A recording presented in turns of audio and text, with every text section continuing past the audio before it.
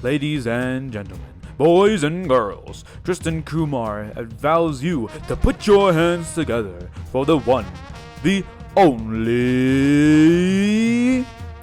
Dying Planet, the Prison of the Survivors, narrated by Tristan Kumar, the one and only. Part 18, Dangerous Gamble. We hauled the Scorpion out of its box and brought it to a black truck. We draped a black blanket over it and closed it and locked the truck. We all got in the truck and drove out of the garage. We arrived on the street and immediately grabbed everyone's eyes. We drove along the road, heading to another bigger warehouse to store the Scorpion. Suddenly, a helicopter started flying above us. Then, 2 other black cars came beside us. Jamal, Sylvie, and I looked out the window and saw that there was a SWAT team following us. In both cars, the drivers were looking at us. They pulled slightly ahead and the side of the Jeep opened and there was a man with a clamp. He threw the clamp to the other side of the truck, along with the people on the other side. Then, he started to climb across the rope onto the truck. More and more started to climb across. "What are they doing?" I asked. "They're trying to hijack us or something," Jamal said. "Here, I'll grab the wheel. You both get out there and stop them," Sylvie said. "Are you sure you'll be fine in here?" I asked. "Yes, just go," she said. Jamal was already climbing out of the window, so I grabbed a gun and joined him on the roof of the truck. After struggling to get up, we finally reached the top and saw the people trying to make a hole to get to the Scorpion. "Leave it alone," I yelled at them. They looked up and pulled out swords. "Those aren't SWAT officers," I realized. "What are they then?" Jamal asked, pulling out his glowing sword, the sword said to bring calamity, which I got distracted by. "Sorry, I think that they're," I said, trying to remember what they look like. "Hurry! Are they good or bad? I need an answer," Jamal yelled when they continued to carve into the truck and also started to walk forward toward us. "Oh God, they're Baranova's men," I yelled. "What is a Baranova?" Jamal asked. "Some Russian gang leader that I may have killed, I said. "Really? Advice from someone like me. Never deal with Russian gang members in Las Vegas," he said. He threw a smoke grenade on top and jumped over and stabbed one of the men. I jumped over and shot them down, but one attacked me from behind. I was in a chokehold while Jamal was too busy fighting the others. I hit him from my head and spun around, grabbed a sword, and ran up and stabbed him. We both fell to the ground with a sword coming above Sylvie. "What on earth is happening up there? Is it that hard?" Sylvie yelled, trying to keep control of the truck. "Nothing, just keep driving," I yelled as I stood up. I kicked the body off the truck and it tumbled down to the street and got run over by more and more trucks following us. I ran to Jamal and helped him finish off the rest of the people. Although more started to climb on, the helicopter suddenly started dropping faster and faster toward the truck. "Turn!" I yelled to Sylvie. "When?" she yelled back. "Now!" I yelled, and we all slid left. The helicopter narrowly missed the truck and dropped to the ground behind the truck. The other car stopped. "That was close," I said as I nodded to Jamal. We looked forward at a man in a futuristic robot suit. He was walking toward the truck. He wasn't stopping, and neither were we. "Who is that?" I asked, and when I turned to look at Jamal, he was in pure terror. "That can't be. I killed him," he said. "Who is he?" I yelled at him. The man raised the gun and shot the ground in front of the truck. When the truck got by him, he hopped on the side. "Who is it?" I yelled to Jamal, and the truck suddenly flipped, and we were soaring through the air. The man slid to the back and tore through the doors, sending the Scorpion in front of the totaled truck. Jamal and I jumped off, but I realized that Sylvie was still inside. "Sylvie!" I yelled, but it was too late. We both fell to the ground. Jamal stood up and unsheathed his sword. He ran towards the man, who blew up the truck with his sword out. The man in the suit pulled out 2 swords from his back. They started clashing their 2 swords. Jamal was filled with rage. "What have you done?" Jamal yelled at him, but the man kept moving faster and faster. He was like a robot, a program. He blocked every single move from Jamal and finally sliced his leg. Jamal screamed, but used a leg booster and soared into the sky and punched him. The Jamal dropped his sword and started punching it in the face, slowly breaking the person's mask. He was filled with anger and hate. I stared at him in shock as he continued to punch. "You should have never come back," Jamal yelled as he ripped off his mask. Once he ripped it off, he was suddenly punched in the face, flew back to me, and was knocked unconscious. I ran up to him as he turned around and stabbed him with my sword. He turned back around once I let go. He was an old man. He had a robotic eye and scars and bruises all over his face.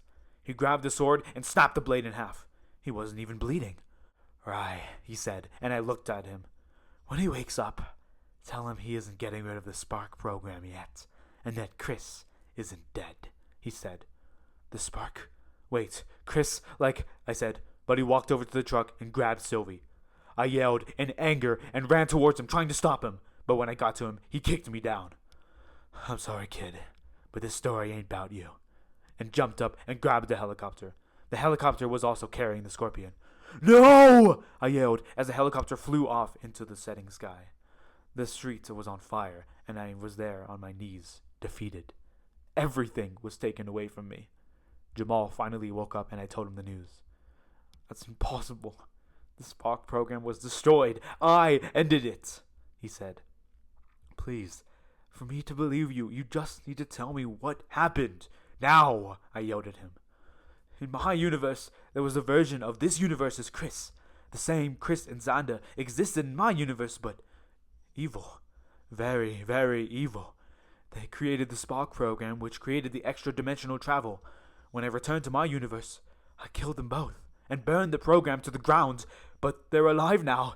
My universe's Chris is going to this one, and who knows what they can do, he explained. Oh my God, I said.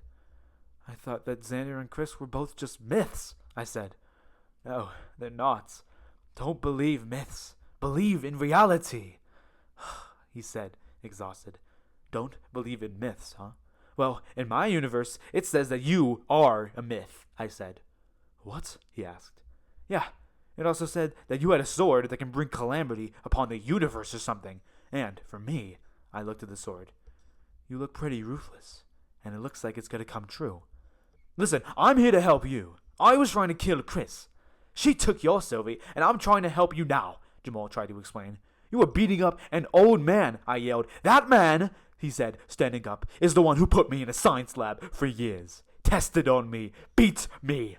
You wouldn't know how much suffering and pain I had to go through just to get out of that godforsaken place. And after hearing that the man that has tortured me is alive, I'm enraged, filled with hatred for a man that said he would make me better by turning me into a killing machine. Now, tell me, have you ever gone through that before? He yelled at me. I stared at him in silence. No, I said, and I'm very sorry for what happened to you. I shouldn't have been that way. No, it's okay. I'm the one who should be sorry. It was just, I didn't know what came over me, he said. It's fine, but can you at least try to help me get Sylvie and the scorpion back? Please, that's all I will ask of you, I said. I will on one condition, he said. What? I asked. We kill that son of a bitch, he said, and I nodded. We started to walk down the road. We arrived at the helicopter landing pad with a helicopter on top of it. We got into the helicopter and flew off to where Chris had gone with Sylvie. We finally arrived in Henderson, a couple miles away from Las Vegas. The lush green grass on the ground was pure, but in the middle of a field there was a patch of dead grass. It was slowly spreading around. I looked at it a bit, thinking about something. We finally arrived at the location where people last saw the helicopter. It was a warehouse. We landed the helicopter and snuck into the warehouse. We crouched down underneath the ceiling, walking on the beams and looking for Sylvie and Chris. We finally heard something after 30 minutes of searching. We crawled over another 20 feet to the sound below and looked. Chris was down there with a scorpion, but where was Sylvie? Chris was working with the scorpion with his mask off. His mask was being repaired by other people in the building who had just come in. They were all part of the same gang. Hey, thanks for doing this, someone said to Chris. He set down his tool and looked at him.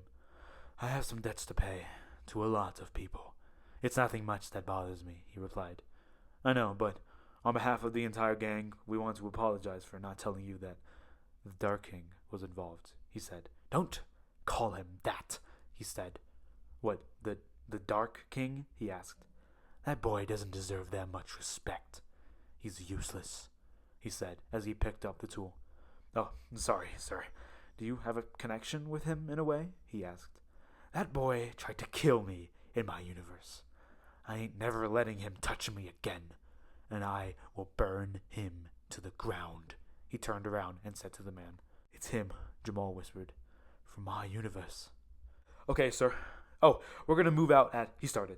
Stop! Chris silenced him. Someone's listening to us. Shit, I whispered to Jamal as the man talked on his radio and pulled out his gun. That's not good, Jamal said as he pulled out his sword. He jumped down and ran to hide silently in the maze of the warehouse. Great, I said as I jumped down onto the ground, following him. When I hit the ground, I fell over from pain and my legs from hitting the ground. I grabbed a knife from the table and punched some people following Jamal. We eventually cornered Chris in the corner. He slowly turned around, and we were sure that he was about to fight us. But he didn't. "Good evening, gentlemen. I know that you both have a fair reason to strike me down here as I stand now," he said. "Then what are we waiting for?" Jamal started to pull out his sword, but I stopped him. "What now?" he said angrily. "Let's hear what he has to say," I said. "Fine. You've got 2 minutes, Chris," he said as he sheathed his sword. "Right. Let me tell you everything that you need to know before it's too late," he said. "What do you mean, everything I need to know? What is that supposed to mean?" I yelled at him. "You'll see. Anyway, everything that you remember from your past life is not real. Let me explain. You were floating in space after the sun exploded, looking at the moon. How would there be light coming off the moon, eh?" he said. "No, you can't be serious. There was... What? What exactly was there? What source of light was there, huh?" "That's right. It was so obvious that it was an illusion. How could you not see it?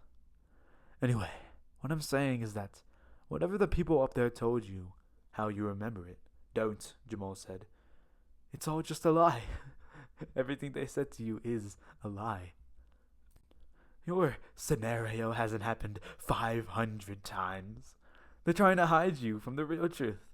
That the man behind the curtains is just..." "Stop!" Jamal yelled. "Silence, boy! He deserves to know the entire truth. If you tell him it's his future written, I've seen him. He could unleash chaos beyond the types that you've seen. You can't tell him. I don't care about his power. He should know the truth." "Who is it?" I said, dumbfounded by the argument occurring in front of me. "The man behind everything is..." he started. Jamal started, but Chris glared at him, and he shut up. "The man behind everything is..." he said once more, but a rumbling shook the building. I looked around and saw the scorpion starting to wake up.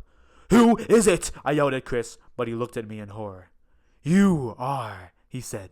"The maledictio diaboli is you," he yelled. "What?" I said, glaring at him.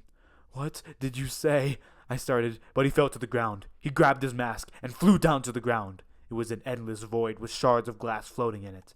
Meanwhile, the scorpion started to become more agile. I ran to the scorpion and cleared the window, and in the cockpit, I saw Sylvie.